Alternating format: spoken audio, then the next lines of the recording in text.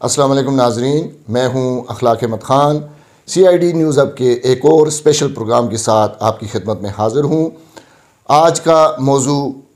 और जितने भी पिछले प्रोग्राम किए उन तमाम के मौज़ूआत आपके सामने हैं। माशाअल्लाह नाज़रीन की तरफ से अच्छे फ़ीडबैक्स हमें मिले हैं, जिसकी वजह से और हौसला अफजाई हुई है कि अवाम के मसाइल को इसी तरह हम उजागर करते रहेंगे। इंशाअल्लाह ये एक मिशन हम लेके निकले हैं और पूरी कोशिश यही है कि ज़िले भर में जितनी भी मसाइल हैं, आवाम को जितनी भी मुश्किलात दरपेश हैं, वो ईवानों तक पहुँचें। चाहे वो ज़िली इंतज़ामिया हो, चाहे सूबाई हुकूमत हो, चाहे वफाकी हुकूमत हो। हमारा जो पैगाम है वो आवाम के मसाइल को आगे पेश करना है। आज मैं जिस मौजू पे बात करूँगा, हमारे पिछले मौजूआत आपके सामने हैं। महंगाई के इशू पे हमने बात की, अमन व अमान के इशू पे हमने बात की, इसी तरह सेहत की सहूलियात के फुकदान की हमने बात की, और इसी तरह वापडा के मसाइल के जो आवाम को दरपेश हैं उन पे हमने सैर हासिल गुफ्तगू की। और इसमें पिछले प्रोग्राम में हमारे साथ सीनियर जर्नलिस्ट भी मौजूद थे, और आज फिर मैं ये प्रोग्राम का सिलसिला जारी रखने का मकसद यही है कि हमारी जो आवाज़ है, आवाम की जो आवाज़ है, वो ईवानों तक पहुँच सके। मैं इस सिलसिले में ज़िली इंतज़ामिया को का खैर मकदम भी करूँगा कि माशाल्लाह हमारे प्रोग्रामों की बात से अभी जगह जगह पर ये छापों का सिलसिला भी शुरू हो गया है। मिलावटशुदा अशिया पे जो आज भी कार्रवाई हुई है वो जो है महकमा खुराक की जानिब से हुई है। और वहाँ के मैं एक प्रोग्राम में पहले भी जिक्र किया था कि शौकत सुल्तान जो हमारे फूड असिस्टेंट फूड कंट्रोलर हैं, और उनके साथ साथ जो एडिशनल AC हैं हज़रत ख़ान, उनकी दबंग कार्रवाइयाँ जारी हैं। और उन्होंने आज भी एक जो है एक माफिया को बेनकाब किया है, जो दूसरे अजला से, दूसरे सूबों से जो है, जो मुर्गी का जो गोश्त है वो पार्सल की सूरत में जो आता है ज़िला मानसरा में और जगह जगह पर फ़रोख्त हो रहा है, उस पर उन्होंने छापा मार कर उनकी दुकानें भी सील की हैं और उन पर भारी जुर्माने भी किए हैं और गिरफ्तारी भी अमल में लाई हैं। इस गोश्त के हवाले से मैं लाजमी नाज़रीन को ये बताता चलूँ कि ऐसा गोश्त आप कभी भी ना ख़रीदें जो कटा हुआ हो, जो पहले से जो है पार्सल की सूरत में मौजूद हो, क्योंकि ज़िंदा मुर्गी आपके सामने होती है। वो जब आप जाते हैं किसी दुकान पे, किसी मुर्ग शॉप पे जाते हैं, तो वहाँ पे वो ज़िंदा मुर्गी आप हलाल करवा के प्रॉपर तरीके से वो चीज़ ख़रीदेंगे तो आपको ज़हनी तौर पे मुतमईन रहेंगे कि ये चीज़ हमने हलाल चीज़ ख़रीदी है। पार्सल की सूरत में जो चाहे वो पंजाब से आता है, चाहे वो सिंध से आता है, या बैरूनी मुल्क से स्मगल होकर पूरे पाकिस्तान में इस तरह जो फ़रोख्त किया जाता है, वो मुज़र सेहत भी होता है। और सबसे बड़ी चीज़ जो है, हम बहैसियत मुसलमान इस चीज़ को लाजमी हमें देखना चाहिए कि ये चीज़, वो चीज़ जो पार्सल की सूरत में आती है, वो गोश्त हलाल भी है या नहीं। ये चीज़ बहुत ज़रूरी है। हर नाज़रीन को बार बार बताने का मकसद यही है कि ये चीज़ उनके जहनों में बैठ जाए कि ऐसा गोश्त कभी भी इस्तेमाल ना करें जो पार्सल की सूरत में आपको मौसूल हो, क्योंकि इसमें शक व शुबा रहता है कि ये चीज़ हलाल है कि हराम है। मैं एक बार फिर इनको दाद दूंगा, ज़िली इंतज़ामिया को दाद दूंगा। इसी तरह मैंने आज जो है असिस्टेंट कमिश्नर जो हैं हमारी वो सुंदर साहिबा, वो भी देखा है कि बाज़ार में जगह जगह पर राउंड लगा रही थी और बेकरीज़ को, इस तरह कबाब की दुकानों को, और इसी तरह जितने भी होटल्स को वो चेक कर रही थी। और ख़ासकर निर्खनामों पे उन्होंने किराना स्टोरों पे भी चेकिंग की है कि निर्खनामों पे वो फोकस कर रहे हैं कि ये निर्ख जो हमने सरकारी तौर पर जारी किए हैं उसी के हिसाब से चीज़ें फ़रोख्त हो रही हैं या नहीं हो रही। इस सिलसिले में उनसे बातचीत भी हुई है। उन्होंने कहा है कि मैं इस सिलसिले में आपको लाजमी ब्रीफिंग भी दूँगी, क्योंकि यहाँ पे जो ये कबाब की दुकानें हैं या जैसे वो वज़न के मुताबिक नहीं जो है कबाब फ़रोख्त किया जाता है, या पकोड़े हों या जो भी चीज़ हो, वो चीज़ जो है प्रॉपर तोल के हिसाब से फ़रोख्त नहीं की जा रही और उसके रेट भी बड़े हाई होते हैं, जिसकी वजह से उन्होंने जगह जगह पर मुख्तलिफ़ दुकानों पे उन्होंने छापे मारे और इस तरह उन निर्खनामों के मुताबिक चीज़ फ़रोख्त न करने पर उन्होंने जुर्माने भी किए हैं। ये अच्छी कार्रवाई है माशाल्लाह। रमज़ान मुबारक के मुक़द्दस महीने की आमद से पहले पहले इन चीज़ों पर जितना भी वो कंट्रोल कर सकें, ज़िली इंतज़ामिया का ये फ़र्ज़ बनता है। और एक बात सुनने में आई है कि हमारे डिप्टी कमिश्नर साहब हैं जो डॉक्टर कासिम अली ख़ान, वो इन दिनों अलील हैं और वो कोरोना का उनका टेस्ट जो है वो पॉजिटिव आया। उनके लिए दुआ सेहत की मैं कहूँगा कि हमने भी उस दिन दुआ भी करवाई। आपसे भी अपील है कि उनके लिए दुआ भी करें, और उनकी हदायत की रोशनी में ये सारी कार्रवाइयाँ की जा रही हैं। देखें, हमारा काम किसी को इस तरह पिन पॉइंट नहीं करना होता। जो अच्छा काम करेगा हम उसकी तारीफ़ भी करेंगे, और जो जो कमी खामियाँ होंगी, हमारा बयान करने का मकसद यही होता है कि उन खामियों को हम निशानदेही करें। हमारा काम निशानदेही करना है, चाहे अखबारात के ज़रिए करें, चाहे हम सोशल मीडिया के ज़रिए करें, और चाहे हम इलेक्ट्रॉनिक मीडिया पे अपने करें। ये चीज़ें हमारा बुनियादी वो होती हैं, बेसिक्स में शामिल हैं कि जो भी बुराई आपको नज़र आए, जो भी कमी कोताही किसी चाहे वो सरकारी इदारों में हो, चाहे प्राइवेट सेक्टर में हो, जो भी चीज़ हो वो हम आपके जो है आपको गोशगुजार कर दें और उसकी आवाज़ ऐवानों तक पहुँचाएँ। इसके साथ साथ मैं ये भी कहूँगा कि महंगाई का जिस तरह बोतल से बाहर निकला हुआ है उस पर कंट्रोल करने की ज़रूरत है। सब्जियों का ज़िक्र मैंने किया था, फ्रूट का ज़िक्र मैंने किया था, इसी तरह बाकी चीज़ें भी जितनी भी हैं, जेली अद्वियात जो हैं, जेली जो प्रोडक्ट जो बाज़ार में बिक रही हैं, चाहे वो खुर्दोनोश अशिया खुर्दोनोश में शामिल हों या जेली मशरूबात हों, इन चीज़ों पे भी कार्रवाई करने की सख्त ज़रूरत है, क्योंकि इंसानी जान से बढ़कर कोई चीज़ नहीं है। और ये मुज़र सेहत चीज़ें और जेली चीज़ें जो हैं इंसानी ज़िंदगी के लिए मुसलसल ख़तरा हैं। मैं पापड़ का हवाला दूँगा, ये जैसे सलांटी पापड़, ये जितने भी आजकल बाज़ार में आ रहे हैं वो इनको लाजमी चेक करके वो बच्चों को उनको खिलाएं भी, या इस तरह ये टॉफ़ीज़ आ रही हैं या जितनी भी ऐसी चीज़ें आ रही हैं उन पे लाजमी वालिदैन का ही फ़र्ज़ बनता है और ज़िली इंतज़ामिया का ही फ़र्ज़ बनता है कि इन चीज़ों पे चेक रखें, बैलेंस रखें, ताकि इन चीज़ों की फ़रोख़्त का सिलसिला मुकम्मल तौर पर बंद किया जा सके। इसी तरह गुटखा छालिया, जिस तरह वो उस पर एक आजकल वो इन्होंने अच्छा इक़दाम है कि ज़िली इंतज़ामिया की तरफ से उन पर कंट्रोल किया जा रहा है, लेकिन अब भी ये गुटखा माफिया जो है ये फ़रोख्त हो रहा है, इस पर भी कंट्रोल करने की ज़रूरत है।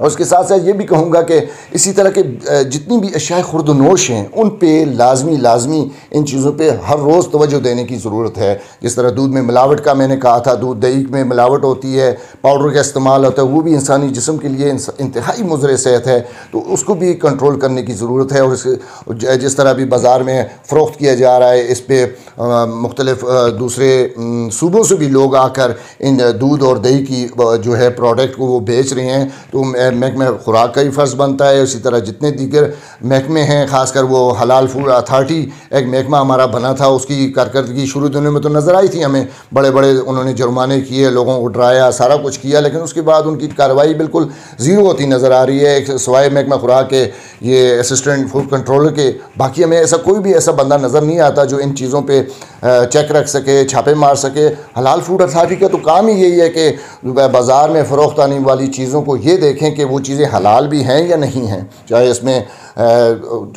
आप कहें कि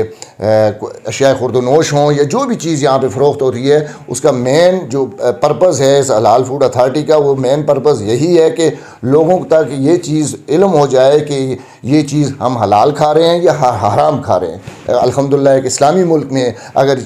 जो हराम चीज़ें फ़रोख्त होंगी तो फिर ऐसे इस्लामी मुल्क में इन इदारों का क्या काम है कि फिर वो इस तरह के काम करेंगे अगर उन पर कंट्रोल नहीं कर सकते वो। और दुख अफसोस का मुकाम तो यही भी है कि हमारी जो ताजर हैं वो भी इन चीज़ों पे, बुनियादी चीज़ों पे, बुनियादी इशूज़ पे वो ज़रा से मुनाफे में, ज़रा से लालच में इन चीज़ों पे कंट्रोल नहीं रखते। कितनी ऐसी टॉफ़ीज़ हैं, कितनी ऐसी चॉकलेट्स हैं जो बाहर से इम्पोर्ट होती हैं, लेकिन वो उनका ये पता नहीं चलता कि ये चीज़ हलाल है कि हराम है। इस हवाले से मैं ये ज़रूर कहूँगा कि बैरून मुल्क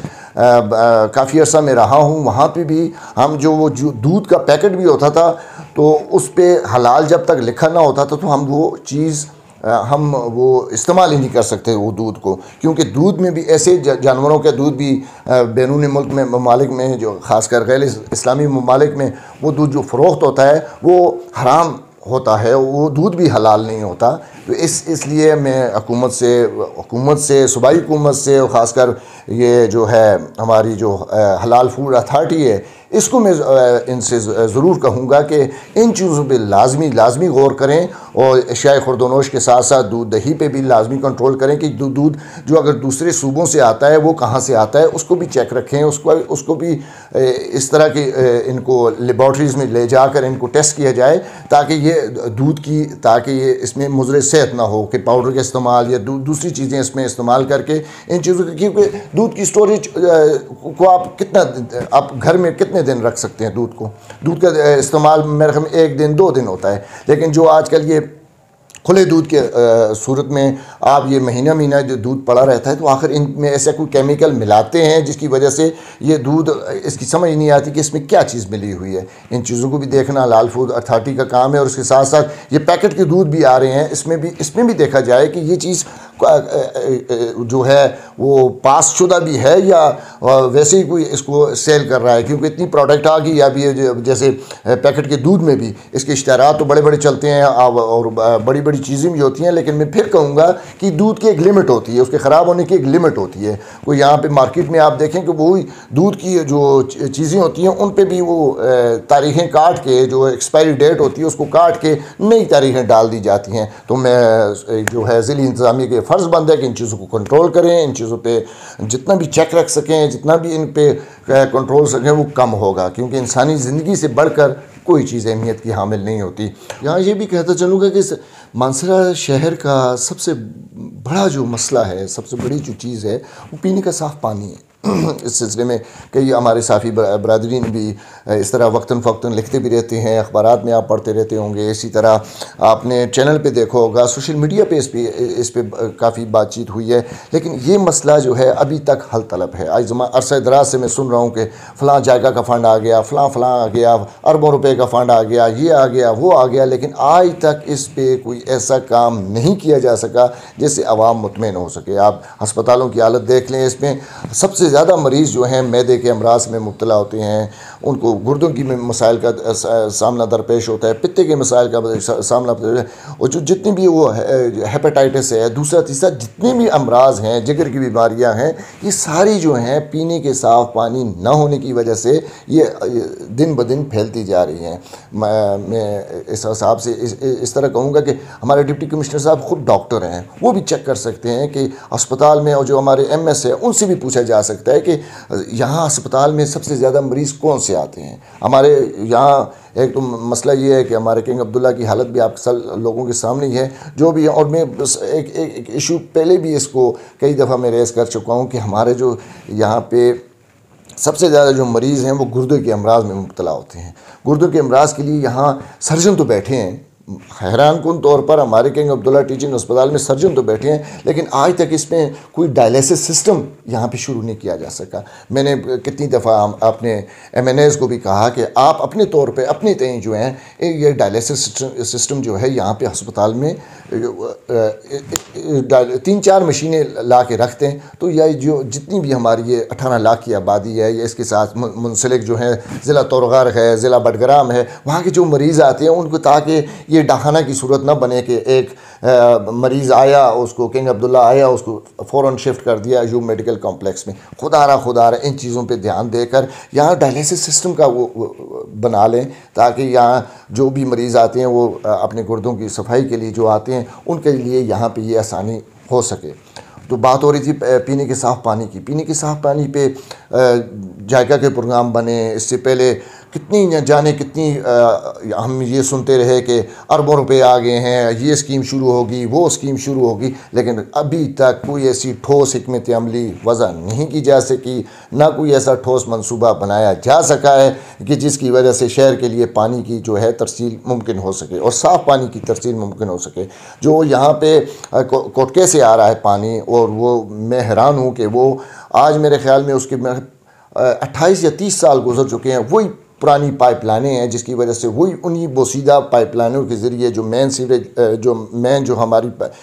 पानी की सप्लाई लाइन है वो इतनी बोसीदा हो चुकी है, इतनी वो गल सड़ चुकी है कि यकीन माने कि रोज़ जब भी आप मोहल्ले वालों को देखें, जब भी कोई एहतजाज करने के लिए TMA के बाहर जमा होता है, तो वो सबसे बड़ा उनका इशू यही होता है कि कभी उसकी मोटर ख़राब है, कभी उसके जनरेटर ख़राब है, कभी उसकी फ़लाँ चीज़ ख़राब है, कभी उसकी फ़लाँ चीज़ ख़राब है। तो इन चीज़ों को लिए, और कभी वो पाइपलाइन फट जाती है, कभी क्या हो जाता है, कभी क्या हो जाता है, इस पर भी आज तक तवज्जो नहीं दी जा सकी कि जो अवेलेबिलिटी है हमारे पास, जो अवेलेबल पानी है, उसकी लाइनें सीधी कर दें। उस पर ना इतना ख़र्चा है, ना उस पर इतनी लागत आती है, ना ये अरबों का प्रोजेक्ट है, ये लाखों का प्रोजेक्ट है। इसकी दोबारा से जो है पाइपलाइनें सीधी करके ये आवाम तक जो पानी मुयसर आ रहा है, इस पानी को तो ठीक बनाएं। और यकीन माने वो यहाँ जो टैंकों की सूरत हाल है, वो जो पानी के स्टोरेज के टैंक हैं, उनकी हालत देख के कराहत आती है कि यार इसकी सफाई का बंदोबस्त कौन करेगा। 10-10, 15-15, 20-20 साल से इन टैंकों की सफाई नहीं होती। वो क्लोरीन का इस्तेमाल है, कौन करता है क्लोरीन का इस्तेमाल?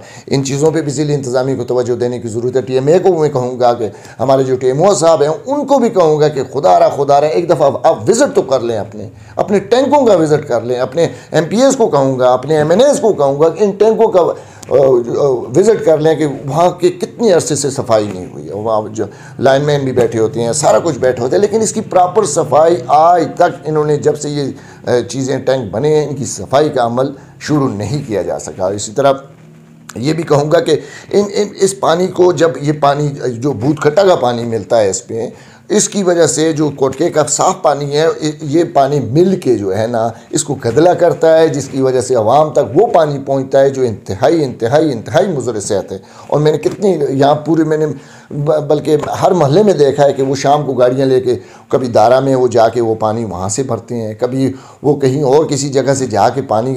साफ़ पानी का जो है वो लेके आते हैं। जमात इस्लामी की तरफ से एक वो बट पुल पे एक यूनिट लगाया गया था, जिसकी वजह से वो कहते हैं कि साफ़ पानी 1 रुपये की बोतल है, पता नहीं क्या है इस तरह। लेकिन ये चीज़ें गवर्नमेंट लेवल की भी करने की हैं कि खुदारा इन चीज़ों पे तवज्जो दें, ताकि अवाम जो ये गदला पानी, मुज़र सेहत पानी पी रही है, इनसे बच सके और इससे तरह तरह की बीमारियाँ न फैल सकें। इन चीज़ों पे तवज्जो देने की ज़रूरत है, लेकिन बार बार कहने के बावजूद इन चीज़ों पे कोई तवज्जो नहीं दी जा रही। मंसूबे अच्छे हैं कि फ़लाँ बनाएंगे, लेकिन मंसूबे यहाँ बनाता कौन है? यकीन माने, आप किसी इंजीनियर से पूछें, हमारे इदारों में बैठे हुए बड़े बड़े इंजीनियर, उनके पास कोई ऐसा खाका नहीं है, कोई ऐसा कोई ठोस मंसूबा बंदी नहीं है कि इन चीज़ों को, आखिर ये किस बात की तनख्वाहें लेते हैं? मुझे दुख से कहना पड़ता है कि किन चीज़ों की तरफ। हमारे पास दरियाए कुनहार है, दरियाए सिरन है, दरियाए यहाँ कोटके डैम अभी बन रहा है, इनमें से इस साफ प्योरीफाई पानी आप ला सकते हैं। मंसूबे तो बन जाते हैं, मंसूबे भी नहीं बना सकते। मुसीबत तो ये है, मंसूबे अगर बन भी जाए तो उन पर आगे से फिर हमारे वो जो है सियासतदान हैं वो आगे जाते हैं, तो उनको वो आगे से चाहे पेशावर उनको बिला फिसला के इधर भेज देता है, या वफाक उनको बिला फिसला, कभी भी इनकी स्कीमें मंजूर नहीं होती हैं। वो जो तहरीक इंसाफ की हुकूमत बनी थी, तो इमरान खान के जो इलेक्शन जीतने से पहले का जो एजेंडा था, उसमें भी ये बात शामिल थी कि हर ज़िले में, हर शहर में सबसे बड़ा जो मसला है पीने का साफ़ पानी है। मैं वो तक पहुँचाऊँगा कि 24 लाख से ज़ायद बच्चे जो हैं, ये साफ़ पानी न होने की वजह से वो मर जाते हैं हर साल। तो खुदा रहा इन चीज़ों पे तवज्जो देने की ज़रूरत है। मैं ज़िले इंतज़ाम को बार बार फोकस इसलिए करता हूँ कि हमारे ज़िले की एडमिनिस्ट्रेशन जो है इस वक्त हमारे डिप्टी कमिश्नर साहब के पास है। वो जब तक वो इस पर कोई अच्छा इकदाम नहीं करेंगे, सख्त जानियाना किस्म का एक्शन नहीं लेंगे, तो उस वक्त तक ये चीज़ें, ये मसाइल दरपेश रहेंगे। और इसी तरह हमारे MNA हैं सालिम मोहम्मद ख़ान हैं, हमारे MNA डॉक्टर सज्जाद हैं, इस तरह MPA बाबर सलीम स्वाति साहब हैं, अहमद शाह साहब हैं, और ये जितने भी सखी तनोली हैं, चाहे वो डॉक्टर नवाज़ादा फरीद साहब हैं, ये सारा सबका मुश्तरका ये काज है। डेडे कमेटी का इजलास भी होता है, उसमें भी बुनियादी इश्यूज़ लाए जाते हैं, और तमाम महकमों के जो हैं आला ओहदेदारान जो है वहाँ बैठते हैं, उनकी सुनते हैं, लेकिन वो सिर्फ होता क्या है, वो सिर्फ कागजी कार्रवाई होती है। हाँ जी ये मसाइल डिस्कस हुआ, उसके हल के लिए दूसरी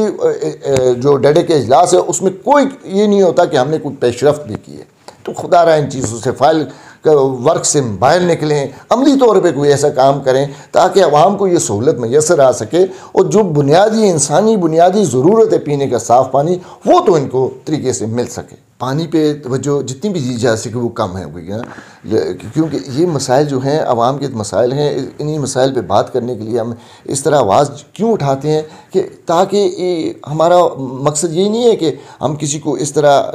टीज़ करके इस तरह कहते हैं, लेकिन ये रोज़ के मामूल है। हमारे पास अवामी शिकायत आती हैं, रोज़ की कहते हैं, यकीन माने कितनी लोग इस तरह आते हैं कि जो इस तरह पानी भर के लाते हैं कि यार ये पानी हम इस्तेमाल कर रहे हैं, तो हम क्या बताएं। और मैं एक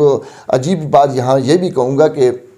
यहाँ पे वाटर टेस्टिंग लेबॉर्ट्री होती थी, जो यहाँ पे ये TMA में एक वाटर टेस्टिंग लेबॉर्ट्री होती थी जो पानी टेस्ट करती थी कि कौन सा पानी मुज़र सेहत है और कौन सा पानी ठीक है। लोग अपने जो बोरिंग होती थी, जो कुएं के पानी होता था, वो आके यहाँ पे टेस्ट करवाते थे ताकि उनका पानी चेक किया जा सके कि पानी इंसानी सेहत के लिए मुज़र तो नहीं है। तो इससे जो हम यहाँ के इंचार्ज थे जो शुरू दिनों में जब उनसे बात की तो उन्होंने हैरान कौन इंकशाफ किया था कि मानसरा में इस्तेमाल होने का वाला पीने का पानी जो है 80% मुज़र सेहत है। कैन यू इमेजिन, क्या आप इसको तसव्वुर भी कर सकते हैं किसी ज़िले में किसी शहर में कि 80% पानी जो पीने का है वो मुज़र सेहत है,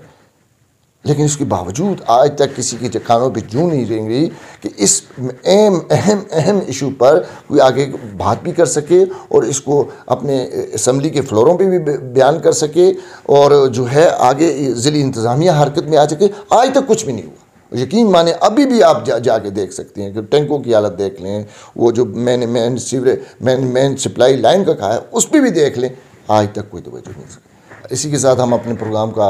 इख्तिताम करते हैं और इसके साथ साथ मैं ये ज़रूर कहूँगा कि कल का प्रोग्राम आपने ज़रूर देखना है कि जिसमें इंशाअल्लाह 2 महकमों की करप्शन को हम बेनकाब करेंगे। इसी के साथ मुझे दीजिए इजाज़त। अल्लाह हाफ़िज़।